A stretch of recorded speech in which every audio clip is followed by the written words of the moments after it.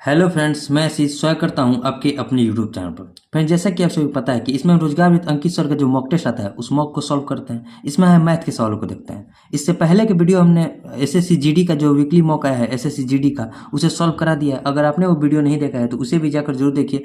उसमें आपको बहुत कुछ सीखने को मिलेगा। उसमें जितने भी 20 मैथ के सवाल आए हैं, केवल इसमें मैथ के सवाल को ही बताते हैं, तो सारे 20 मैथ के सवाल को अच्छे कंसेप्ट के साथ देखें। अब देखिए, दिल्ली पुलिस कांस्टेबल का ये शायद लास्ट वीक होगा या फिर इसके बाद अगला जो संडे आएगा उसमें भी एक मौका आएगा तो उसे भी करा देंगे। अगर नहीं आएगा तो ये लास्ट ही हो सकता है। तो आप इसे अंतिम जो है लगाकर, चाहे इसके बाद जो भी आएगा मतलब करा देंगे अगर आएगा तो। और इसका जो एडमिट कार्ड भी आपका रिलीज हो चुका है दिल्ली पुलिस कांस्टेबल का, तो आप वहाँ से एग्जाम सिटी और सेंटर देख सकते हैं। एग्जाम सिटी किस सिटी में है और किस तारीख को है, वहाँ से डेट और एग्जाम सिटी देख सकते हैं। वहाँ से अब आपका टोटल लगभग रीजन का जो है, सारे रीजन का एडमिट कार्ड जारी हो चुका है। ठीक है, इसमें जो 15 मैथ के सवाल आएंगे, इस वीडियो में हम पूरे 15 सवालों को देखेंगे, अच्छे कंसेप्ट के साथ देखेंगे। इससे पहले का भी जितना भी मॉक था उसमें अगर आप फिर से दोबारा प्रैक्टिस कीजिएगा, कोई भी मैथ का सवाल फंसेगा तो इसका हम जो है प्लेलिस्ट बना दिए, आप वहाँ से जाकर देख सकते हैं। पूरे जितना भी वीकली मॉक में सारे मैथ के सवालों को देखें। आज जो है 5 नवंबर 2023 को जो मॉक अपलोड हुआ है अंकित सर के ऐप में संडे के दिन, इसमें आप 15 मैथ के सवाल को देखेंगे। तो पूरा वीडियो जरूर देखिएगा, इसमें आपको बहुत कुछ सीखने को मिलेगा। एक बात और आपसे बता दें कि अगर आप एसएससी जीडी की तैयारी कर रहे हैं तो जो अंकित सर का न्यू बुक आया है एसएससी जीडी का, उस बुक को भी हम लोग सॉल्व कर रहे हैं, जो कि आपको स्क्रीन पर दिख रहा है। इस बुक को भी सॉल्व करें। इसमें एवरेज और परसेंटेज चैप्टर को हमने देख लिया है और मंडे से जो है इसमें प्रॉफिट एंड लॉस नए चैप्टर की शुरुआत करेंगे। तो उसका भी लिंक आपको डिस्क्रिप्शन में मिल जाएगा, प्लेलिस्ट का लिंक, आप वहाँ से जाकर प्लेलिस्ट में चेक कर सकते हैं। ठीक है, अब देखिए एसएससी जीडी का हमने सॉल्व करा दिया। अब इसमें दिल्ली पुलिस कांस्टेबल के मैथ को देखेंगे। टोटल 15 मैथ के सवाल आएंगे। ठीक है, तो चलिए टेस्ट को स्टार्ट करते हैं और पूरा वीडियो जरूर देखिएगा, इसमें आपको बहुत अच्छे अच्छे कंसेप्ट सीखने को मिलेंगे। ठीक, स्टार्ट। टेस्ट स्टार्ट हो गया। अब क्वांटिटेटिव एप्टीट्यूड देखिए, फर्स्ट क्वेश्चन क्या है हमारा, क्वेश्चन नंबर 1। क्वेश्चन क्या कह रहा है कि एक त्रिभुज जिसकी प्रत्येक भुजा 22√3 सेंटीमीटर है, उसमें एक अंतःवृत्त बनाया जाता है, तो वृत्त का क्षेत्रफल क्या होगा। देखिए सीधा सीधी फॉर्मूला पर क्वेश्चन है। मतलब समबाहु त्रिभुज का जो भुजा दिया है ए बराबर दिया है 22√3। ठीक है, और पहले हम यहाँ से वृत्त का त्रिज्या निकाल सकते हैं आर बराबर जो फॉर्मूला होता है, देखिए आर और ए में एक रिलेशन होता है। समबाहु त्रिभुज के भुजा में और त्रिज्या में एक रिलेशन होता है। क्या होता है याद रखिए, 2√3 आर बराबर जो होता है इस समबाहु त्रिभुज के भुजा के बराबर होता है। तो देखिए 2√3 आर बराबर किसके दिया है, तो 22√3 का दिया है। यहाँ से इसको कटाएंगे तो 2 एकम 2 11 दूनी 22, आर बराबर आ गया हमारा 11। अब हमसे वृत्त का क्षेत्रफल पूछा है, तो वृत्त का क्षेत्रफल क्या होता है, पाई आर स्क्वायर। पाई की जगह पाई रखना है और 11 का स्क्वायर कितना हो जाएगा, 11 का स्क्वायर। तो 11 का स्क्वायर कितना होता है, 121। 121 पाई ही जो हो जाएगा हमारा आंसर हो जाएगा। तो 121 पाई कौन सा ऑप्शन में है, तो ऑप्शन नंबर बी में है। ठीक है, तो फर्स्ट क्वेश्चन जो है फॉर्मूला पर है, तो आप फॉर्मूला टोटल जरूर देख कर जाइएगा, आपके लिए एक क्वेश्चन वहां से जरूर पूछेगा। ठीक है, अब देखिए जो नेक्स्ट क्वेश्चन है हमारा, क्वेश्चन नंबर 2। क्वेश्चन नंबर 2 में क्या कह रहा है, क्वेश्चन को देखते हैं। क्वेश्चन नंबर 2, ये जो क्वेश्चन है, क्वेश्चन क्या है, पहले 2 अंकीय संख्या में इकाई का अंक दहाई के अंक से 6 अधिक है तथा संख्या और उसके अंकों के योग का गुणनफल जो है 468 है, तो वो संख्या निम्न में किन 2 संख्याओं के बीच स्थित है। यानी कि वो संख्या हमें निकालना पड़ेगा। पहली बात, अगर संख्या पूछ देता तो हम ऑप्शन से रख कर बना सकते थे, लेकिन यहाँ हमें जो है संख्या निकालना पड़ेगा। और इस टाइप का ही क्वेश्चन जो है दिल्ली पुलिस कांस्टेबल के प्रीवियस ईयर में पूछा गया है, तो इस क्वेश्चन को आप जरूर लगेगा। केवल यहाँ डिजिट चेंज था, बाकी सेम टू सेम यही क्वेश्चन था। ठीक है, अब देखिए इस क्वेश्चन को हम कैसे बनाएंगे, इसे हम 2 तरीके से बना सकते हैं। पहला क्या होगा कि मान लीजिए दोनों संख्या के बीच जो है, मान लीजिए संख्या क्या है, x और y, और दोनों के बीच अंतर जो है, इकाई का अंक जो है दहाई के अंक से 6 अधिक है, यानी कि y - x बराबर 6 है। इस संख्या को हम क्या लिख सकते हैं, 10x + y लिख सकते हैं, 10x + y। ठीक है, और जो कर संख्या यानी कि ये संख्या आ गया और उनका योग, ठीक है, संख्या का योग हो गया, का गुणनफल कितना है, 468 के बराबर है। अब जब हम इसे देखिए यहाँ से y बराबर क्या लिखेंगे, x + 6 लिखेंगे, यानी कि y की जगह x + 6 का मान यहाँ रख कर भी हम सॉल्व कर सकते हैं। और नहीं तो आप एक और मेथड से सॉल्व कर सकते हैं, इसका फ्रैक्शन लिखते जाइए। जब फ्रैक्शन लिखेंगे तो 2 इधर 2 से कटाएंगे तो कितना लिखेंगे, 2 से कटाएंगे तो 234 लिखेंगे। फिर इसको 2 से कटाइए तो कितना लिखेंगे, 117। फिर इसको 3 से कटाइए तो कितना लिखेंगे, 3 से कटाएंगे तो 39 लिखेंगे। अब देखिए इस टाइप का रूल सेटिस्फाई कर गया ना, y -3 यानी कि 39 में जो है, 39 को हम क्या लिख सकते हैं, इकाई अंक 9 है और दहाई अंक कितना है, 3, दोनों के बीच अंतर कितना आ गया, 6, सेटिस्फाई कर गया। सेटिस्फाई जब कर गया तो हमारा जो यही जो हो जाएगा आंसर। और इस टाइप का आपका क्वेश्चन दिया ही जाएगा कि आप इस टाइप से इसे बना सकते हैं। ये प्रीवियस ईयर का क्वेश्चन है। तो जो हमारा आंसर आ गया 39। अब दूसरे वाले पर भी चेक कर सकते हैं। 39 में दूसरा रूल क्या करता है, संख्या यानी कि 39, ठीक है, संख्या यानी कि 39 और उसका गुणनफल, उनका योग, तो 9 और 3 कितना हो जाएगा 12। 12 गुना कीजिए 468 के बराबर आ जाएगा। गुना करके देखिए 12 नवई, देखिए 12 नवई कितना होता है 108, हाथ में लगा 10, 12 36 और 10 46, गुना करने पर 168। तो दोनों हमारा जो यहाँ क्वेश्चन में कह रहा था दोनों सेटिस्फाई कर गया। तो हमारा आंसर जो हो जाएगा 39 ही जो हो जाएगा आंसर हो जाएगा। 39 किसके किसके बीच में है, तो 35 और 40 के बीच में। अगर आपको ये मेथड समझ में आया तो ठीक है, और नहीं तो आप इसको यहाँ से सॉल्व करके भी बनाइएगा तो द्विघात समीकरण के रूप में आएगा। जब उसे सॉल्व कीजिएगा तो वहाँ से x का वैल्यू जब आएगा तो आपके पास 39 ही चलकर आएगा। मतलब x और y का मान जब आप लिखिएगा तो 39 ही, हमें क्या लिखना पड़ेगा 10x + y से, तो 10x + y का मान जब निकालिएगा तो 39 ही आएगा। आप ऐसे ही इसे बनाइए या फिर इस रूल को ही आप याद कर लीजिए, आप ऐसे ही बनाइएगा और आपके एग्जाम में आएगा तो आपसे आसानी से बन जाएगा, ठीक है। अब देखिए जो नेक्स्ट क्वेश्चन है हमारा क्वेश्चन नंबर 3। क्वेश्चन नंबर 3 में क्या कर रहा है, क्वेश्चन है कि 40 व्यक्ति प्रतिदिन 9 घंटे काम करते हुए किसी काम को 36 दिन में पूरा कर सकते हैं। उसी काम को प्रतिदिन 7.1/5 घंटे काम करते हुए 30 दिनों में पूरा करने के लिए कितने व्यक्तियों की आवश्यकता होगी। देखिए MDH पर बनेगा यानी कि M1 D1 और H1 बराबर किसके है M2 D2 और H2 के। हमें यहाँ से M2 के मान निकालना है, मतलब व्यक्ति की संख्या निकालना है। M1 कितना है 40 व्यक्ति हैं, प्रतिदिन काम कितने कर रहे हैं 9 घंटे, और कितना दिन में कार्य कंप्लीट हो रहा है 36 दिन में। अब D2 कितना है, दिन कितना ले रहे हैं 30 दिन, 30 दिन में कार्य को कंप्लीट करना है। प्रतिदिन कार्य कितना करें 7 × 5 = 35 और 36/5 घंटे के हिसाब से कर रहे हैं। तो M2 हमें निकालना है, व्यक्तियों की संख्या निकालना है। देखिए 36 से 36 कट गया, 5 से इसको कटाएंगे तो कितना हो जाएगा 6, 3 से इसको कटाइए तो 2 और 3 से इसको कटाएंगे तो 3, 2 से इसको कटा दिए तो 20, यानी कि M2 बराबर कितना आ गया तो 20 × 60 व्यक्ति। 60 व्यक्ति मिलकर उस कार्य को करेंगे तो 7.1/5 घंटे में 30 दिन काम करके वो कार्य को कंप्लीट कर देंगे। तो M2 बराबर कितना आ गया 60, जो कि ऑप्शन ए में दिया हुआ था, ठीक है। ये क्वेश्चन तो ईजी आ गया। फर्स्ट का जो 2 क्वेश्चन था बहुत बढ़िया क्वेश्चन था, आप उसे 1 से 2 बार जरूर प्रैक्टिस करके जाइएगा। वो दोनों क्वेश्चन जो है प्रीवियस। क्वेश्चन नंबर 4 में क्या कर रहा है, क्वेश्चन दिया है कि 900 रुपया, किसी वस्तु का अंकित मूल्य 900 रुपया है, इसे अंकित मूल्य पर X%, 20% और 25% की 3 क्रमागत छूट देने के बाद 475 रुपया 20 पैसा में बेचा गया। तो X का मान देखिए 900 रुपया अंकित मूल्य है, उस पर पहले X% का छूट दिया, यानी कि 100 - X बटे में 100 लिख सकते हैं, ठीक है। और गुना फिर 100 - X, X को क्यों घटाया 100 में से, क्योंकि 20% का जब छूट देंगे तो यहाँ 80 लिखेंगे, 100 में से 20 घटाकर 80, और फिर उसके बाद 25% का छूट दिया तो कितना लिखे 75 बटे में 100 बराबर किसके है तो 475 रुपया 20 पैसा। तो पॉइंट को हटाएंगे तो नीचे 10 आ जाएगा, इसको ऐसे लिख सकते हैं। ये 2 जीरो से 2 जीरो कट गया, यहाँ देखिए 1 जीरो से 1 जीरो कट गया, 25 से इसको कटाइए 3, अब 25 से इसको कटाएंगे तो 4 हो गया, 4 से इसको कटा दीजिए तो कितना हो गया 4 से इसको कटाए तो 4 दूनी 8, 10 से नीचे वाले 10 को कटा दीजिए, 9 से इसमें भाग दीजिए तो कितना हो जाएगा 9 × 5 = 45, 9 × 5 = 45 कितना हो जाएगा 2 5, 9 दूनी 18, 7 2 9 8 72, ठीक है। अब यहाँ देखिए 3 दूनी 6, 6 से कट जाएगा 6 से कटा कर देखिए 6 से जब इसको कटाएंगे तो 8 × 6 = 48, 8 × 6 = 48, यानी कि 88 में कट गया, यानी कि यहाँ बचा 100 - X बराबर हो गया 88 के। तो X बराबर कितना हो जाएगा 100 में से 88 गया 12%, X का मान ही हमसे पूछा जाता है, तो 12% जो हो जाएगा उसका आंसर हो जाएगा, जो कि ऑप्शन डी में दिया हुआ है। उम्मीद करते हैं आपको समझ में आ गया होगा। क्वेश्चन बहुत बढ़िया क्वेश्चन है, ठीक है। अब देखिए जो नेक्स्ट क्वेश्चन है क्वेश्चन नंबर 5।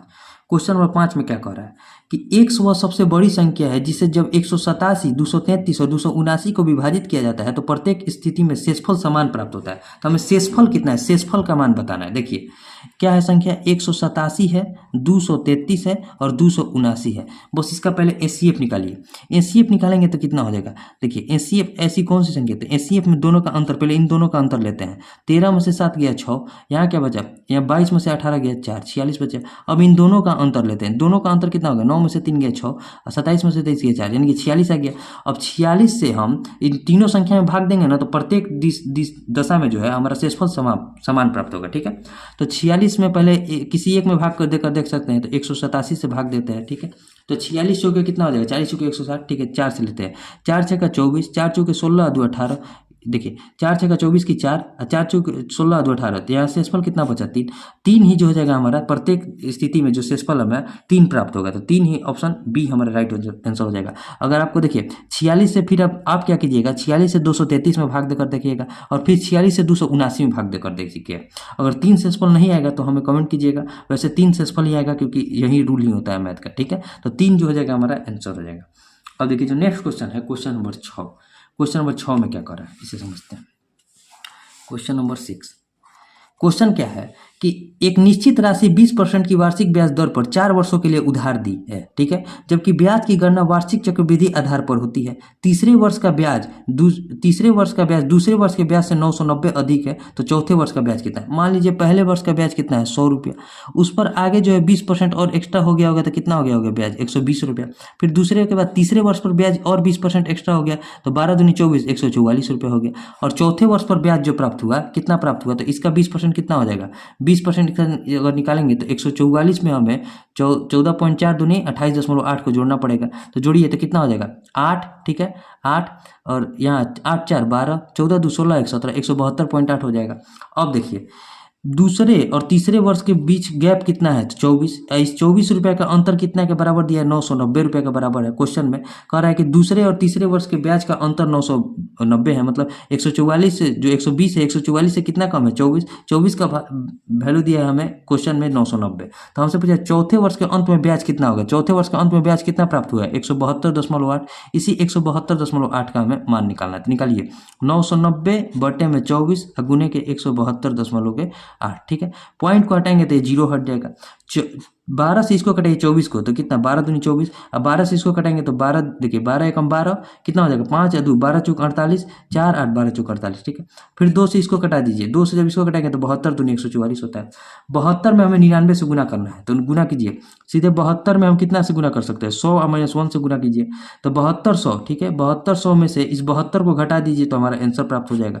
10 में से 2 गया 8, 9 में से 7 गया 2, 1 1, यानी कि 7128 जो हो जाएगा हमारा आंसर हो जाएगा। चौथे वर्ष का ब्याज कितना हो जाएगा? 7128, जो कि ऑप्शन सी में दिया है। तो हमारा इस क्वेश्चन को भी आप समझ लिए होंगे। इसमें कुछ किए नहीं, मान लीजिए पहले वर्ष का ब्याज कितना है? 100 रुपया, उससे फिर 20% एक्स्ट्रा अगले वाले पर ब्याज बढ़ा होगा तो 120 रुपया हो गया। फिर इसका 20% निकालेंगे तो 24 आएगा, जो कि इसमें जोड़ दिए। फिर इसका 20% निकालेंगे तो 172.8 चौथे वर्ष का ब्याज हो जाएगा। तो हमें चौथे वर्ष का ही ब्याज 172.8 का वैल्यू हमसे पूछ रहा था, और 24 का वैल्यू दिया था 990, जो कि 7128 आ गया, जो कि ऑप्शन सी में दिया हुआ था, ठीक है।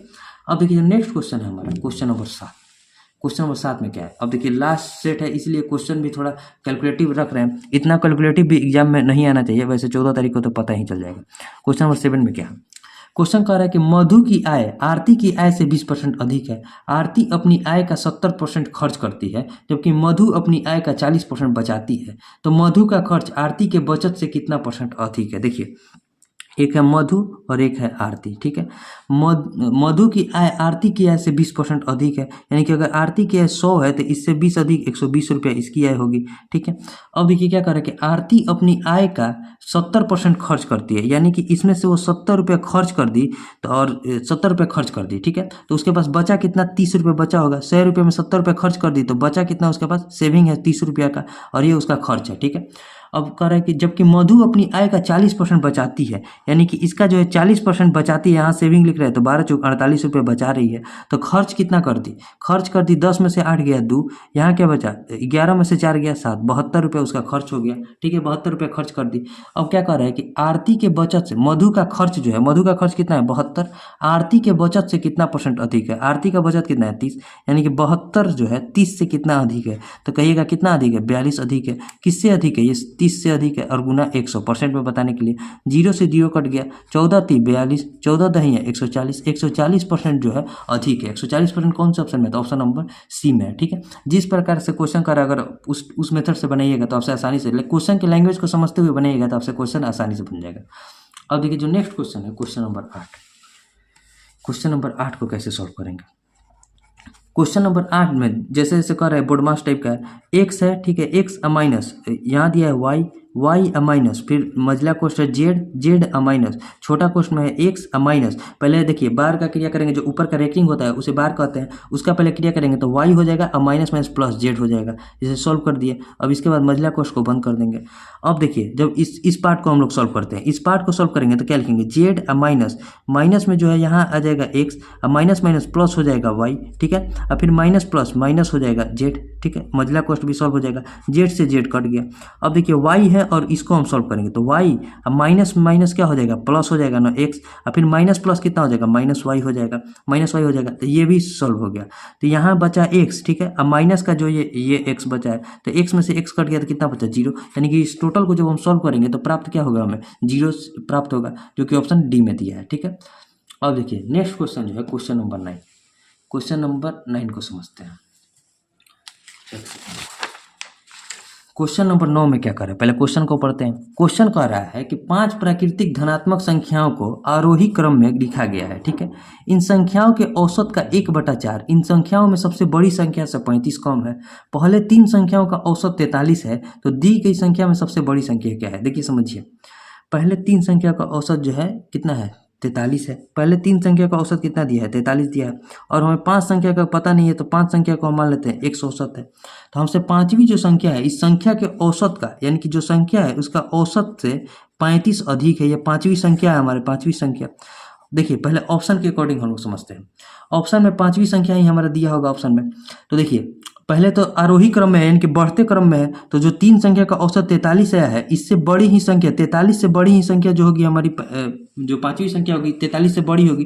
तो 43 से छोटी दो जो ऑप्शन है 35 और 24, ये तो हमारा आंसर होगा ही नहीं, 35 और 24 आंसर नहीं होगा। अब एक औसत हो सकता है 46 और एक औसत हो सकता है 49।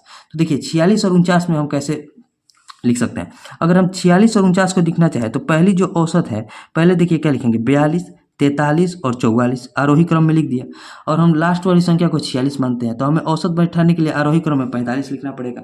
अब देखते हैं यहाँ सेटिस्फाई कर रहा है कि नहीं, पहले ऑप्शन से सेटिस्फाई कर देखते हैं। देखिए इसको अगर देखिए पहले 3 संख्या का औसत 43 प्राप्त हो गया, यहाँ जब 3 संख्या का औसत 43 जो कि क्वेश्चन के अकॉर्डिंग, और हम 5वीं संख्या को ऑप्शन से उठाए 46, जब 46 5वीं संख्या को उठाए हैं तो ये असेंडिंग ऑर्डर में टोटल है, तो ये हमारा 45 होगा, इससे कम ही होगा, ये 45 होगा। अब देखिए यहाँ सेटिस्फाई कर रहा है कि नहीं, तो 5वीं संख्या का औसत कितना आ जाएगा, तो बीच वाला संख्या आ जाएगा, क्योंकि ये एपी में है। तो यहाँ जो एवरेज प्राप्त हुआ हमारे पास 44 प्राप्त हुआ। 44 का 1/4, 44 का 1/4 कितना हो जाएगा, तो कहिएगा 11 हो जाएगा। अब 11 से जो है 35 अधिक होनी चाहिए हमारी 5वीं संख्या, तो 11 में जब हम 35 को जोड़ेंगे तो 46 प्राप्त हो जाएगा। तो 5वीं संख्या को ही सेटिस्फाई कर गया, तो ऑप्शन ए ही जो हो जाएगा हमारा आंसर हो जाएगा। इसे आप ऐसे बनिए, ऑप्शन से आपसे आसानी से बन जाएगा। अगर फिर भी दिक्कत आ रहा है तो आप इसे कमेंट कीजिएगा, हम इसे दूसरा मेथड से भी पूरा समझाने का प्रयास करेंगे। वैसे आप इसे ऑप्शन से बनाइएगा तो आपसे जल्दी बन जाएगा। अगर आप 49 को रख के देखिएगा, ये 2 ऑप्शन तो हमारा होगा ही नहीं, 35 और 24 तो हमारा ऑप्शन में होगा ही नहीं, क्योंकि हमें जो आरोही क्रम में लिखना है तो 43 से बड़ी ही दोनों संख्या होनी चाहिए, क्योंकि इन 3 संख्या का ही औसत 43 आ गया। तो जो 43 होगा वह बड़ा संख्या और छोटा संख्या के बीच का संख्या होता है। एवरेज क्या होता है हमारा, एवरेज जो होता है, जो सबसे लोएस्ट वैल्यू और सबसे हाईएस्ट वैल्यू के जो है बीच में जो है लैरी करते रहता है हमारा एवरेज। तो 43 जो होगा ये सबसे लोएस्ट और सबसे हाईएस्ट, यानी कि जब सबसे हाईएस्ट से भी जो 43 जो है, यहाँ 43 क्या आना चाहिए, 43 से अब जो आगे की संख्या आएगी हमारी उससे बड़ी ही संख्या आएगी, क्योंकि यहाँ आरोही क्रम में। तो 43 से छोटी वाली तो हमारा ऑप्शन होगा नहीं, तो 2 ऑप्शन बचता है हमारे पास, 46 बचता और 49 बचता। 46 को जब हम यहाँ रखे, 46 का मान जब रख कर चेक किए तो हमारा सेटिस्फाई कर गया 46 रखने पर ही, तो हमारा ऑप्शन ए जो हो जाएगा आंसर हो जाएगा, ठीक है। अब देखिए जो नेक्स्ट क्वेश्चन है हमारा क्वेश्चन नंबर 10। क्वेश्चन नंबर 10 में क्या कर रहा है, क्वेश्चन नंबर 10, क्वेश्चन को पहले पढ़ते हैं कि कोई राशि 6% वार्षिक ब्याज दर से 3 वर्षों में 14,160 हो जाती है, वही राशि 6% वार्षिक साधारण ब्याज की दर से 4.2/3 वर्षों में 100 रुपये हो जाती है। देखिए यहाँ जो अमाउंट दिया है, अमाउंट बराबर क्या होता है, प्रिंसिपल प्लस एसआई, ठीक है। प्रिंसिपल प्लस एसआई, प्रिंसिपल हमेशा हमें 100% पर होता है, और एसआई जो होता है रेट इंटू टाइम, यानी कि 6% के हिसाब से 3 साल में कितना रेट होगा, 18%, यानी कि टोटल आ गया 118%। इसका मान दिया है किसके बराबर है, 14,160 के बराबर है। उसी तरह अगर हम यहाँ निकालें तो यहाँ देखिए 100 प्लस कितना हो जाएगा, तो 6% है, 4.2/3 है, तो 4 3 12 और 2 14/3 हो जाएगा। 3 से इसको कटाइए तो 2, 14 दूनी 28, तो 128% का जो है हमें मान निकालना है, ठीक है। क्योंकि बोल रहा है कि 6% वार्षिक साधारण ब्याज की दर से 4.2/3 वर्ष में 100 रुपये हो जाती है, तो इसका मान निकालना है। 118% का वैल्यू जब 14,160 है तो 128% का वैल्यू कितना हो जाएगा, तो क्या लिखेंगे, 14,160 बटे में 118 और गुना में 128, ठीक है। कटाइए, 118 से इसमें 1 से कटाएंगे तो कितना हमारे पास शेषफल बचेगा, तो 23, 23 236, 118 दूनी 236, 120 से कट गया, 120 में 128 से गुना करना है तो 12 बटे 96, 12 बटा 144, 144 और 9 153, यानी कि 15,360 रुपया जो हो जाएगा राशि हो जाएगा 6% के हिसाब से 4.2/3 वर्ष में जो है 15,360 जो कि ऑप्शन बी में दिया है वही राशि हो जाएगी। उम्मीद करते हैं आपको समझ में आया होगा। इस क्वेश्चन में, ये जो क्वेश्चन है बेसिक क्वेश्चन है, अगर आप पूरा जितना भी मॉक टेस्ट है आप मॉक टेस्ट को लगाए होंगे तो इस टाइप के क्वेश्चन आपसे बन जाएंगे। आज के क्वेश्चन में जो 2-3 सवाल थे वो बहुत बढ़िया सवाल थे, उसे आप जरूर बना कर जाइएगा। अब देखिए जो नेक्स्ट क्वेश्चन है क्वेश्चन नंबर 11। क्वेश्चन नंबर 11 में क्या कर रहा है, क्वेश्चन नंबर 11, क्वेश्चन को पहले पढ़ते हैं। क्वेश्चन कह रहा है कि ए बी से 40% अधिक है और बी सी से 30% कम है। यदि डी ए से 25% अधिक है तो डी बी और सी के योग से, डी जो है बी और सी के योग से कितना % कम होगा। यहाँ देखिए ए है, बी है, सी है और डी है, 4 लोग हैं। पहले ए और बी का रेशियो कितना दिया है, ए जो है बी से 40% अधिक है, यानी कि अगर 100 है तो ये कितना है 140 है।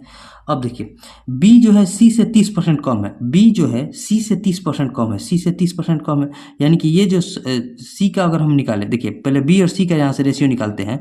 अगर B देखिए C 100 है तो ये कितना होगा 70 होगा, 30% कम है। और क्वेश्चन में आगे क्या कर रहा है कि डी ए से 25% अधिक है, डी जो है ए से 25% अधिक है, डी यानी कि 140 अगुने सीधे 5/4 लिखिए, कट जाएगा 125%, यानी कि 25% अधिक है। 4 से इसको कटाएंगे तो कितना हो जाएगा 35, यानी कि यहाँ से जो रेशियो आ गया ए बी और डी का रेशियो कितना आ गया, तो 140 रेशियो 100 और रेशियो में जो हो जाएगा कितना 35 पाँच कितना होता है 5 5 25, 5 3 15 और 2 17, 175 आ गया ए बी और डी का रेशियो। अब यहाँ देखिए बी का वैल्यू है 70 और यहाँ बी का वैल्यू है 100 है, तो यहाँ हमें कितना 0 से 0 पर कटा दीजिए, यहाँ 7 से गुना करना पड़ेगा, इसमें 7 से गुना करना पड़ेगा, इसमें 100 से गुना करना पड़ेगा, तब जाकर रेशियो प्राप्त होगा ए बी सी और डी का।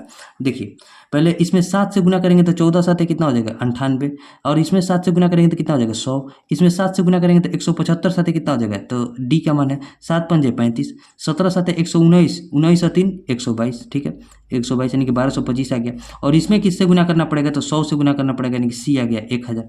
अब क्वेश्चन में क्या कर रहा है कि डी जो है यानी कि डी कितना है 1225 है, बी और सी का योग यानी कि 1700 कितना हो जाएगा 1700 से कितना % कम होगा, तो 1700 से 1225 कितना कम है, तो कहिएगा 75 और 4 475 कम है, किससे कम है 1700 से कम है, और गुना 100% में बताने के लिए, ठीक है 2 0 से 2 0 कट गया, 17 से इसमें भाग दीजिए, 17 दूनी का 34, 17 दूनी 34 कितना बचा 13 5, देखिए 17 दूनी का 34 कितना बचा 13 और 5, यानी कि 17 135 बचा, 17 7 119, 17 9 136, 17 7 लेंगे, 17 7 135 हो जाएगा, 17 7 119 हो जाएगा। अब जो भी शेषफल बचेगा 27 समथिंग में हमारा आंसर आएगा, एक ही ऑप्शन में 27.94, तो उसे हम बनाएंगे, यानी कि जो इससे कितना 27.94% कम है, जो कि ऑप्शन डी में दिया है। तो ऑप्शन को भी देखते रहना है, और इसमें देखिए कैलकुलेटिव जरूर क्वेश्चन है, लेकिन इतना इसमें आपको टाइम भी मिल जाता है कि आप आसानी से इस टाइप के क्वेश्चन को बना लीजिएगा, क्योंकि इसमें केवल मैथ और रीजनिंग है,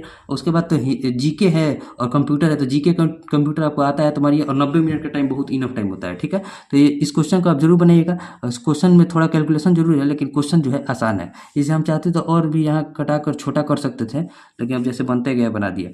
एक सेकेंड, अब देखिए जो नेक्स्ट क्वेश्चन है हमारा क्वेश्चन नंबर 12। क्वेश्चन नंबर 12 में क्या कर रहा है, क्वेश्चन नंबर 12 है कि किसी निश्चित राशि को ए बी और सी के बीच इस प्रकार बांटा जाता है कि ए और बी के हिस्से का अनुपात 7:5, बी और सी के हिस्से का अनुपात 3:4 है। यदि ए और सी के हिस्सों के बीच का अंतर 130 है तो वह राशि क्या होगी।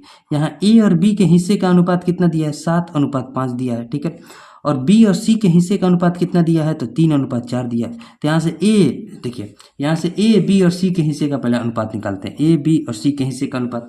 तो इसमें देखिए 3 से गुना कीजिए तो कितना हो गया 21, 15, और इसमें 5 से गुना कर दिए तो 20, यानी कि ए बी और सी के रेशियो का अनुपात कितना हो जाएगा। इसमें हम गुना किए 3 से और इसमें गुना कर दिए 5 से, क्योंकि हम बी को बराबर करना है, दोनों में बी कॉमन है। तो अब क्वेश्चन क्या कर रहा है कि ए और सी के हिस्सों के बीच का अंतर, यानी कि एक का वैल्यू कितना दिया है 130 दिया है, तो हमसे टोटल योग पूछ रहा है, वो राशि कितनी होगी। तो 20 और 20 40 और 1 41, 41 और 5 46 और 10 56 का हमसे पूछ रहा है। तो 56 में हमें 130 से गुना कर दीजिए, आंसर हो जाएगा, गुना कीजिए 13 छक 78, 13 5 65, 65 और 7 72, 7280 रुपया जो हो जाएगा टोटल राशि हो जाएगी। तो 7280 कौन सा ऑप्शन में था, ऑप्शन नंबर ए में दिया है। और देखिए जो लास्ट के 3 सवाल हैं, 3 सवाल को भी देख लेते हैं। क्वेश्चन नंबर 13 क्या कह रहा है? क्वेश्चन नंबर 13 है कि दो शंकुओं की ऊंचाई का अनुपात 1:4 है, यानी कि H1:H2 दिया है कितना? 1:4। और उनके व्यासों का अनुपात दिया है 4:5, यानी कि D1:D2 दिया है 4:5। तो यहाँ से अगर हम R1:R2 निकाल दें तो कितना हो जाएगा? 2:5/2 हो जाएगा, 5/2 हो जाएगा, क्योंकि D का जो है आधा R होता है। अब देखिए शंकु के आयतन का अनुपात निकालना है, तो शंकु के आयतन का अनुपात कितना होता है? 1/3 pi R square H, pi R1 square H1, ठीक है, और 1/3 पाई R2 स्क्वायर H2। पाई 1/3 पाई 1/3 पाई कट गया। R1 की जगह क्या लिखेंगे? R1 की जगह जब हम लिखेंगे, अब देखिए एक सेकंड, एक कॉल आ गया था। अब देखिए इसमें क्या करना है, यहाँ 1/3 पाई से 1/3 पाई कट गया हमारा। अब देखिए R1 की जगह हमें क्या रखेंगे? R1 की जगह हम जो लिखेंगे, एक बार फिर एक सेकंड, यहाँ देखिए 1/3 पाई से 1/3 पाई कट गया। R1 की जगह क्या लिखेंगे? 2, R1 की जगह 2 लिखेंगे, 2 × 2, और H1 की जगह क्या लिखेंगे? तो 1 लिखेंगे, ठीक है। और नीचे में क्या हो जाएगा? R2 है तो R2 की जगह क्या लिखेंगे? 5/2, अब फिर इंटू 5/2, R2 स्क्वायर है, और H2 की जगह क्या लिखेंगे? इस 4 को लिखेंगे, ठीक है।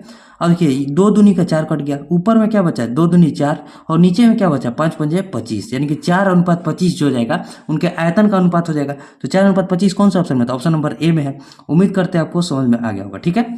अब देखिए जो नेक्स्ट क्वेश्चन है हमारा, क्वेश्चन नंबर 14। क्वेश्चन नंबर 14 में कैसे बनेगा, ठीक है। क्वेश्चन नंबर 14, क्वेश्चन क्या कर रहा है कि एक ट्रेन स्टेशन ए से सुबह 5 बजे निकलती है और उसी दिन सुबह 9 बजे स्टेशन बी पर पहुंचती है। एक अन्य ट्रेन स्टेशन बी से सुबह 7 बजे निकलती है और उसी दिन सुबह 10:30 बजे स्टेशन ए पर पहुंचती है। दोनों ट्रेन किस समय एक दूसरे को पार करेगी? देखिए डिस्टेंस हमारा यहाँ समान है और टाइम का रेशियो दिया है, तो टाइम का उल्टा स्पीड का रेशियो हो जाएगा। देखिए टाइम का रेशियो क्या है, एक ट्रेन जो है 5 बजे सुबह निकलती है और 9 बजे पहुंचती है, यानी कि 4 घंटे का टाइम लेती है, और दूसरी ट्रेन जो है सुबह 7 बजे निकलती है और 10:30 बजे पहुंचती है, यानी कि कितना मिनट का टाइम लेती है? 3.5 घंटे का टाइम लेती है। 3.5 घंटे क्या लिख सकते हैं? 7/2, ठीक। जब इनका टाइम का रेशियो ये आ गया तो स्पीड का रेशियो क्या होगा? इसका उल्टा हो जाएगा, यानी कि 7/2 रेशियो 4 हो जाएगा।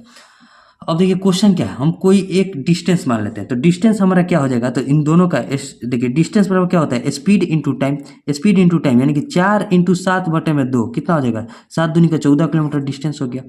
अब हमें दोनों एक दूसरे के साथ कब मिलेंगे? तो पहले जो पहली ट्रेन है वो सुबह 5 बजे निकल गई, सुबह 5 बजे निकली और 7 बजे तक एक दूसरी ट्रेन निकल रही है, तो 5 से 7 के बीच में 2 घंटा ट्रेन चली होगी, और 2 घंटा जो ट्रेन चली होगी वो 7/2 के स्पीड से चली होगी, ठीक है। 7/2 के स्पीड से 2 घंटा चलेगी तो 7 किलोमीटर चल जाएगी, 2 से 2 कट गया, 7 किलोमीटर चल गई।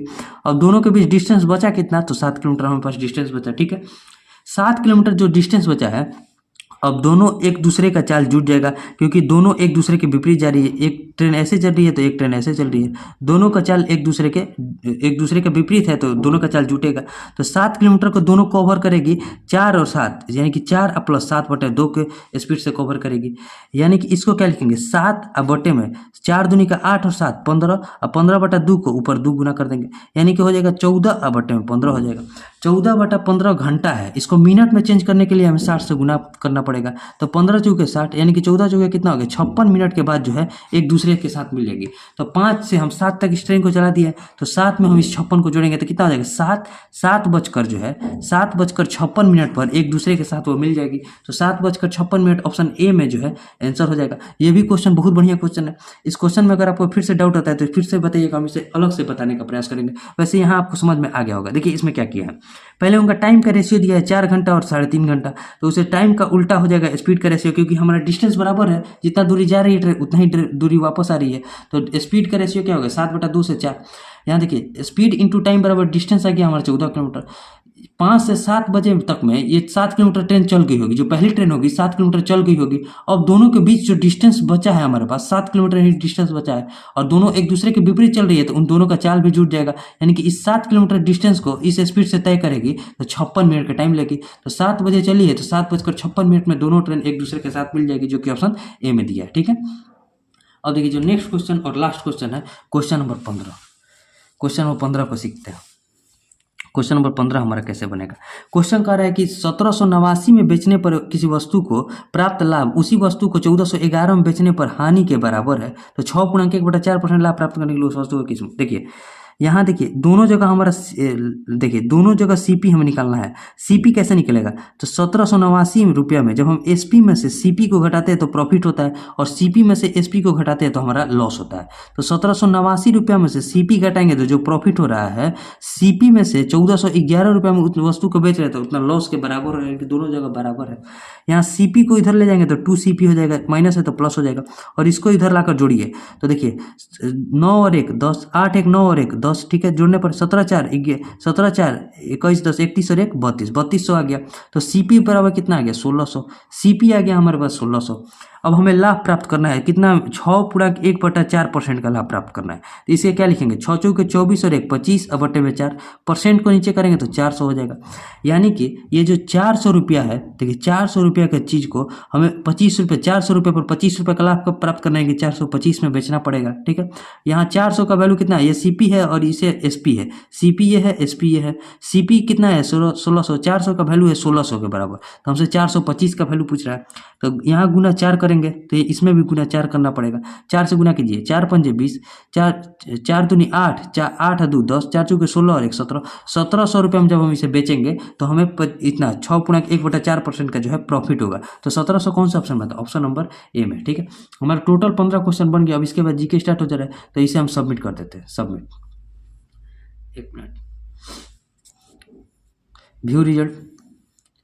यहाँ देखिए 15 क्वेश्चन बना है, 15 करेक्ट है। 14,744 लोगों ने अभी तक इस टेस्ट को दे दिया है, जिसमें से देखिए आप भी इस टेस्ट को जरूर दे दीजिए। अब इसका जो है 1 से 2 सेट आएगा, उसके बाद पूरा दिल्ली पुलिस का एग्जाम स्टार्ट हो जाएगा। तब एग्जाम में जो जो प्रश्न आएंगे उसे हम लोग देखेंगे, ठीक है। अब मिलेंगे नेक्स्ट वीडियो में। अगर आप SSC GD के वीडियो नहीं देखे तो उसे भी जाकर जरूर देख लीजिएगा। और एक बार फिर से बता देते हैं कि उस बुक को भी हम लोग सॉल्व कर रहे हैं, तो उस बुक को भी जरूर देखिएगा। इसके बाद हो सकता है कल आपका यूपी पुलिस के मैथ को हम सॉल्व करा देंगे। अब मिलेंगे नेक्स्ट वीडियो में। अगर कोई भी क्वेश्चन में डाउट रहता है तो उसे भी आप कमेंट कीजिएगा, ठीक है। अब मिलेंगे नेक्स्ट वीडियो में, तब तक के लिए जय हिंद।